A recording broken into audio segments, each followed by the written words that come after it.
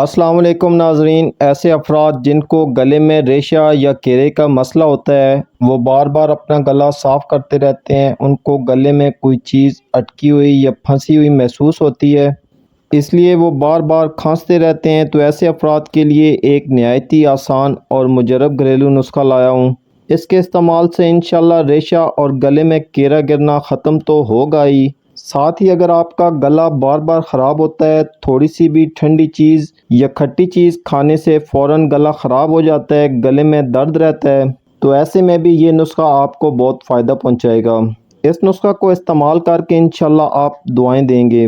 بہت ہی آسان گھریلو سا نسخہ ہے، لیکن اس نسخے کے استعمال کے دوران آپ نے ایک بات کا خاص خیال رکھنا ہے، میدہ کی بنی ہوئی اشیاء اور بیکری کے پروڈکٹس کو مکمل طور پر بند رکھنا ہے، کولڈ ڈرنک، کافی اور ٹھنڈے مشروبات سے چند دن پرہیز کرنی ہے، کھٹی اور بادی اشیاء، تیز مرچ مسالے دار کھانے، برگر، سموسہ، پکوڑا وغیرہ سے بھی مکمل پرہیز کرنی ہے، تو چند دن میں آپ اس مسئلے سے مکمل طور پر چھٹکارا حاصل کر سکتے ہیں۔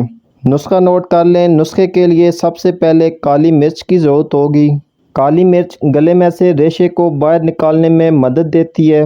کالی مرچ کے استعمال سے گلے میں سے انفیکشن ختم ہوتی ہے اور گلے میں انفیکشن ہونے کی وجہ سے درد کو بھی کنٹرول کرتی ہے۔ کالی مرچ کے استعمال سے آواز صاف ہو جاتی ہے، اس کے علاوہ زہریلے جراثیم کو ختم کرتی ہے اور ہمارے خون کو صاف کرنے میں مدد دیتی ہے۔ ایسے افراد جن کی نظر کمزور ہے، وہ اگر روزانہ کالی مرچ کا استعمال کرتے ہیں تو چند دن میں ان کی نظر میں کافی بہتری آئے گی۔ دوسرے نمبر پر ہمیں ملٹھی کی ضرورت ہوگی۔ ملٹھی کا استعمال بھی گلے کے امراض میں فوری اثر کرتی ہے۔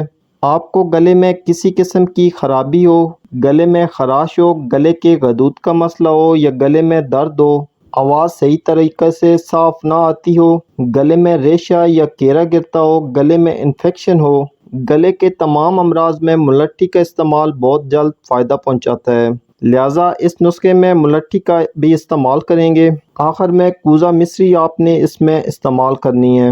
نسخے کی تفصیل سمجھ لیں۔ کالی مرچ 20 گرام، ملٹھی 20 گرام اور کوزہ مصری 40 گرام، تینوں کو باریک پیس کر مکس کر لیں۔ ملٹھی کو پیسنے سے پہلے چاقو کی مدد سے اوپر سے اچھی طرح سے کھرچ کر صاف کر لیں تاکہ اس کے اوپر سے دھول مٹی اچھی طرح سے صاف ہو جائے۔